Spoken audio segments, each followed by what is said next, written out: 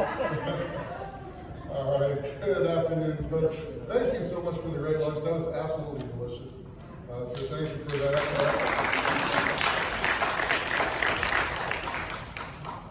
So I'm Pete McMillan. I'm the Executive Director at Brookdale Assisted Living at Wiley College. But Dementia Friendly Washington County is something that's been a very important idea for me for quite some time. I've worked since 2007 in the senior care world, taking care of seniors with dementia. Over the years, I've had the opportunity to teach for the Alzheimer's Association, to just be around and to be involved in the care of hundreds and hundreds of people here in Washington County who have dementia. And over the years, something that I've seen is people are afraid of dementia. You know, there's a stigma there, so they don't learn it. They don't understand what dementia is all about. So I became aware of an organization called Dementia Friendly America, and several other of our partners, our healthcare partners in the area, learned about it. And the idea of Washington County becoming a dementia-friendly county. So it's more than just those in healthcare who know and understand dementia. We go through training. We're required by law to go through 5 hours of dementia training a year to make sure that we're able to meet the needs of folks with dementia. But what about folks who don't live in the senior living? What about people and families who are impacted with the disease, who are living with dementia in the community? What about them? How are they getting their needs met? And what can we as a community? You know, Washington County is a community that wants to help other people. We want to reach out and to be a blessing to other people. And we can't do that unless we know and we understand. So, while a lot of you may be thinking, okay, they're talking about dementia, let's think about our seniors group. Well, the idea behind Dementia Friendly is not talking to the seniors groups, it's talking to the teen groups. It's talking to the young adult groups. It's about reaching those who may not have a lot of knowledge or understanding of what dementia is, but these are the folks who are dealing and who have the ability to help those with dementia day in and day out. My son, he just turned 20, when he's home from college, is a cashier at Wiley Supermarkets. So he deals with folks with dementia, literally struggling. How do these folks get their groceries? What can I do to help them? So the idea behind Dementia Friendly Washington County is to reach out to those in the community. The banks, we're very thankful for our partnership with CMB Bank, and they've done a lot training their team to understand dementia. And so really the idea is to work together with our business communities, with our faith communities, with our community leaders. We've been able to train over 200 of our Washington County staff members. They have been trained, gone through the Dementia Friends class, and been certified as Dementia Friends already. So working together to do that. So you'll see those of us here in purple. Purple is the color for dementia. So when you see that, a lot of times that's an indicator that we're here supporting those with dementia. You also see our Forgive Me Not flowers. That's the national flower symbolizing dementia. So working together as a group, as our steering committee, to support those living with the disease. So you'll see on your table there a flyer, about how dementia is everyone's business. So as faith leaders, what can, how can you help with this mission? Really our goal is to work together with any organization in the community, especially our faith community, because you have so many caring people in your congregations. Your faith communities are such an important part where folks can see the opportunity to serve those in need, to show love to those who have a need. And it's simply a matter of reaching out to us. You have on your table some flyers there, a sign-up list, where you can give us just some contact information so we can reach out to you and arrange for some training. Either a 30-minute training, an hour training, for us to reach out, spend some time with your people to help them to become aware of the needs and aware of ways that they can help those who are living with the disease. So that's a major part of what we're trying to do as an organization with the Dementia Friendly Washington County. Something that we've already been able to do, and thankful that we have Steve and Amanda here. They've taken the lead on Memory Café. It actually meets right here at Otterbein, which is designed as a place for support, socialization, interaction for those who are living with dementia. So they get to come, eat, fellowship, play games, just get that encouragement that they need through that. So those in your community that have or that are living with a disease, this is a great way to get them connected, to get them some support. I want to say, especially thankful for John and Carolyn. They're the reason why we do what we do. John, and you'll hear their story. I'll ask Carolyn to come up and share their story. But we are here to support them.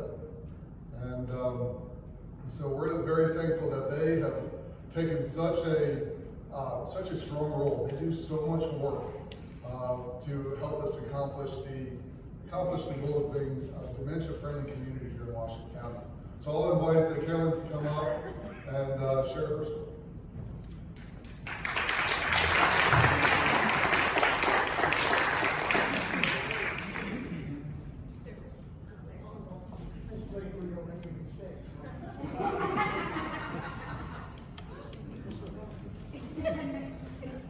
You may have missed all that. Notice I come to Pete's armpit, maybe. On a good day. Maybe belly button. This is my husband, John. I'm Carolyn Perrigo. John's up here. He said he came up to make sure I didn't make any mistakes. But he asked me to speak for both of us because that's not his thing to do. But I want to share some things with you and some very personal things that we don't mind sharing to people we don't know, anybody who will listen, actually. I'm a child of the 50s and 60s, and when I was growing up, they were thinking, yeah, let's go. Boomers all the way. I can remember the neighboring farm, there was a lady that were hushed tones about her health. And as it turned out, she had breast cancer, and we couldn't say the word cancer in the 50s and 60s. It was with those hushed tones that they talked about her being ill, and when the children weren't listening, they might have used the word cancer. But that was a rare thing to talk about. It was all very quiet, hush-hush, not discussed. In the 70s, my first part of my career was working with alcoholics and those addicted. Again, hushed tones, stigma, embarrassment. You're working with them. All of those kinds of attitude things that got in the way of people's care. And here we are talking about dementia with those same kinds of stigmas and opinions, and I can tell you that this is an unchosen journey that John and I are on. We didn't go looking for this any more than the alcoholic was born that way, any more than the person with breast cancer chose that fate. So I encourage you to keep your minds open, your hearts open today as we talk through some of this. Because only when we normalize these discussions can we get the early interventions that are so necessary for good outcomes. You wait too late, the medications don't work, you wait too late, people die. Early treatment for cancer, addictions, anything you can think of saves lives. John and I represent 3,000 people in this county who have dementia, and 3,000 plus caregivers, care partners, who are making sure they stay safe and are doing all the things necessary for good care. They're in your faith communities, whether you know it or not, whether they acknowledge it or not, and because of stigma, a lot of them don't want to acknowledge it. You may recognize the late stages, but I would bet most of you don't know the very early stage and perhaps the middle stages of dementia. And dementia is the umbrella term for many kinds of memory and thinking disorders, Alzheimer's being one of the dementias. For example, Robin Williams died having Lewy body dementia, which is a particularly fierce version, and there's vascular and frontotemporal and some other kinds of dementias, but the garden variety is usually Alzheimer's. You'll recognize someone who can't be themselves, maybe doesn't know who you are, you've known them a long time, can't dress themselves, all that. But do you know this guy? The guy who can be bribed with ice cream? The guy who's traveled to over 40 countries, every state in the union, with dementia? Do you know this guy who still walks in the neighborhood by himself? Now he's got an air tag in his pocket so I don't lose him. But this is the face of early and middle stage dementia. It's different. And it's not always the same. This is a particularly strange bunch of memory and thinking disorders that look different at different times. So 14 years ago, we found ourselves on an incurable, unchosen journey. When I started noticing, because of my academic background and my work background, that John was having some memory problems, but even more than that, some thinking problems. Even after 6 years and living in one location, he'd get to the end of the driveway and not be sure which way to turn to go to the grocery store. And that's a path that most people would have down pretty pat. Maybe he'd get distracted from time to time, but a pretty pat kind of trip. And that wasn't all, there were some other cues there. So I went to the family doctor, who happened to be a wise family doctor, and didn't dismiss what I had to say. Instead, he made sure that we got an evaluation for John at a teaching hospital, and in this case, we went to the University of Virginia. Since then, back then, 14 years ago, it was pretty much either go to Hopkins or UVA, and you know what downtown Baltimore is like. I took the longer trip to Charlottesville. So he's been in care there now for 14 years, and it's been wonderful. It's been wonderful to have the care of people who know memory issues so incredibly well. And I can tell you that we changed many things about our lives. My heart has always gone out to the working people who have a parent with one of the dementias and also have children, and through their work years are trying to navigate all of that.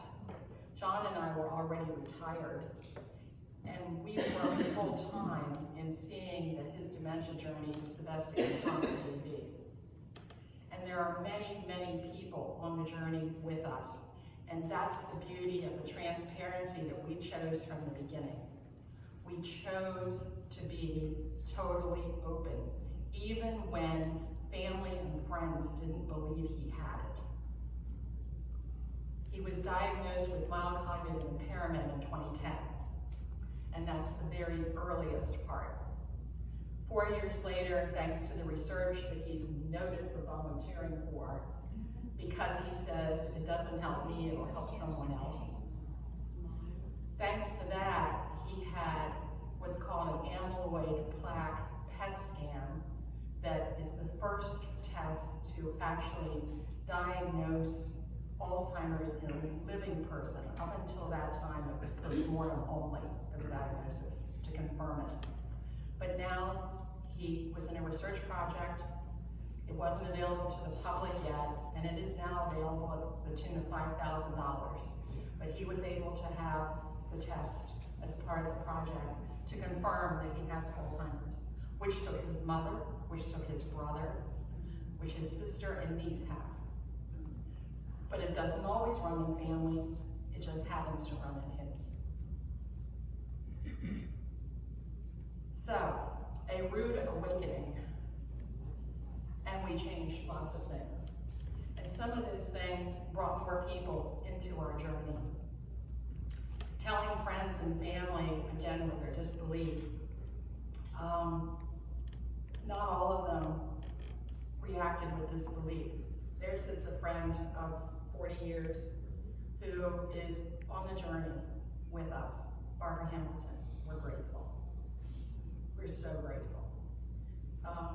There sits a banker we're grateful for, Cindy Shatzley and Kathleen Majid. Our bankers are on the front lines of encountering dementia all the time. People are subject to scams and problems, and these people are on the journey with us. Wendy Zimmerman, where are you? Back there. Wendy has taken such good care of me by hosting Tai Chi here in Irvine. And now we're going to start, John and I are starting chair yoga. That's part of our journey. And I just can't be grateful enough for Irvine hosting the return of Memory Café, and Amanda Crawford and Steve Luber taking that by the horns and restoring that after COVID. It means so much to both of us. We're on the journey with our Dementia Friendly Steering Committee. Every one of you on that committee contributes to our lives. I can tell you that there are parts of your life that you need to look at if you think there's some memory or thinking issues, and that's getting a good medical evaluation by somebody who knows memory issues, by someone who is in that field. There is plenty of opportunity to have a medical evaluation with someone who says, oh, it's okay, come back, you know, it's no big deal. We changed our diet. We eat mostly Mediterranean diet plus brain foods like avocados and blueberries, salmon, lots of salmon, and those kinds of fishes. But I can tell you, anybody that knows John knows he can be bribed with ice cream so easily. So easily. There's ice cream in it for you? Yes, dear. Yes, dear. Yeah. So, where Anybody wants me to say a little thing I shouldn't say? I miss my ice cream cookie. He is totally bribable. But the bulk of, yes, there are treats and there are exceptions, but the bulk of what we do is stay as close to Mediterranean plus the brain foods as we can. It's critical to stabilize those other medical conditions that you might have, especially diabetes. Right now, there are people saying that Alzheimer's is diabetes type 3 diabetes. There's something with sugar and metabolism in the brain that has a relationship that they don't know yet. But if you've got diabetes, for heaven's sakes, do something about it. Don't let that be the issue that trips the trigger. Exercise, as I said, air tag, he's out walking. Financial and legal arrangements, there comes a point in an incurable illness that's progressive where you can no longer make your financial and legal arrangements, so you must do it while you can. And you must prepare for a long road. Sometimes, if you find it early, sometimes the dementias are called the long goodbye because it's incurable. And then there's so much grief, loss, sadness to deal with along the way. And you've got to make sure that the financial and legal things are taken care of. We've taken nearly every course that the Alzheimer's Association offers, and that's a pair of them as well, on legal and financial issues. And we've just done all we can to make sure that's all taken care of. Research studies, we will only get to where the cancers are now through research. And believe me, there's a lot of it going on now. And you're hearing about it on TV now. You're hearing about it at many, many different places. But I encourage you to take a look at research if that applies, for you to jump in. John and I have been in many research projects now, everywhere from Harvard, Massachusetts General, Hopkins, University of Virginia, Hood College, I don't know, UCLA, I think we did one for them. Anytime we can volunteer and make the logistics work, we jump in on research for as much as we can, because that's the only way we're going to get there for all of us. And then the slipperiest one is called social engagement. We have to stay engaged socially to keep the journey going. And because John has a wealth of interest, that's not been real difficult. The difficulty is me as a full-time care partner doing everything else I need to do and still provide that. So all the supplemental ways, like Memory Café and everything else that goes on in our lives, have been hugely beneficial to helping with social engagement. I go to a support group. I don't know if anybody's here from St. John's Episcopal Church. No, not today. There is one support group in this county, one. It's already maxed out for caregivers, one. So I'm going to challenge you about that in a little bit. There might be two others that are affiliated with assisted livings, but there's only one that's not affiliated for caregivers who have their person at home. And those other two are a bit elusive. It has to do with census and population of assisted livings and whether they have someone to facilitate them or not. But I'm grateful to St. John's for providing me the opportunity to have a support group. And then there's another thing. We're wearing these green lanyards with sunflowers on them. We travel, as I said. We're still able to do that. This is, you can look it up. It's called Hidden Disabilities, or the Sunflower Project. For those who travel, this identifies us as care partner and a person with dementia when we travel. And although it's just catching on in the U.S., we have been treated so well in other countries because we wear these. And on airlines and in airports. And it's not just covering dementia. It covers anything that's a hidden disability. So go on that website, check that out. Hidden disabilities, or the Sunflower Project. Any of those things help with getting us through our days and doing. We go to theater, we go to concerts. This isn't the face of Alzheimer's you're used to seeing if you visited an assisted living. This isn't it. This is us being engaged with our lives fully, with some assistance, but fully engaged in what we do day to day. Well, we garden, there's just a host of so many things that we do. John does all the word puzzle, I do too, word puzzles and all of those kinds of things that you hear about, but it needs to be so much more than that. You've got to have time with other people. So out to lunch with friends, gatherings with family, everything we do is designed to promote a long journey. Transparency has given us all that. Remember that. If it's one thing, talk about it. Talk about it. There is loss and there is grief, but there is joy. There is joy in sharing all of this. It makes my burden lighter to share it. It makes it easier for both of us to talk about it and not hide it. To that end, I would encourage you to take me up on my challenge for you. Join our steering committee. Want to do that? We meet once a month. I hope one of you will come and represent HARC on our steering committee. Designate a training champion in your faith community. We will give you free training, and that person, your training champion, can train everybody else. We need a training champion in your faith community to help us spread the word. Establish a Memory Café. We'll teach you how to do it. These are all free. Establish caregiver support groups. I challenge you to do that.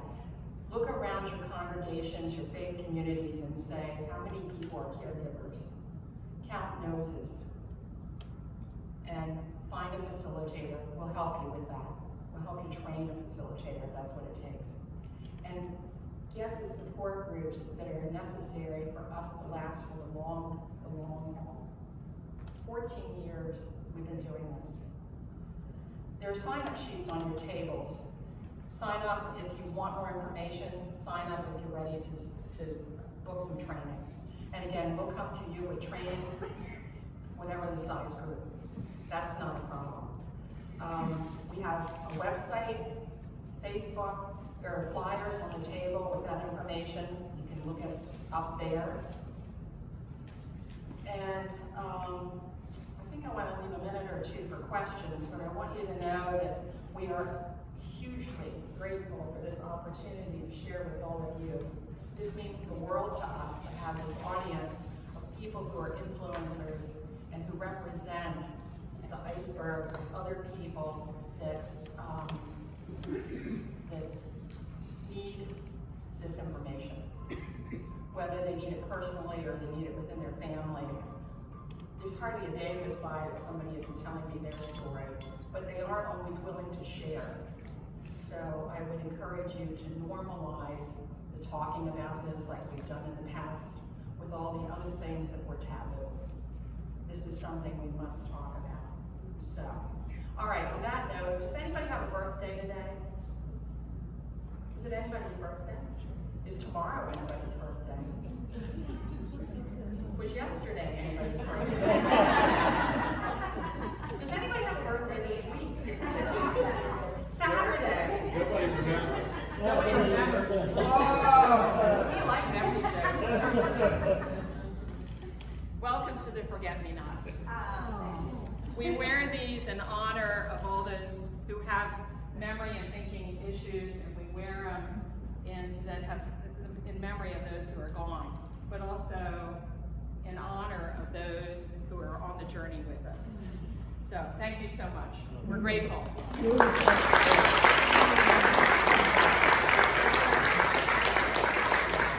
time for a question or two, Kathy? Sure. Does anybody have any questions? And if you don't, that's okay too. Are you taking John for ice cream after? Did you see his dessert plate? We're not.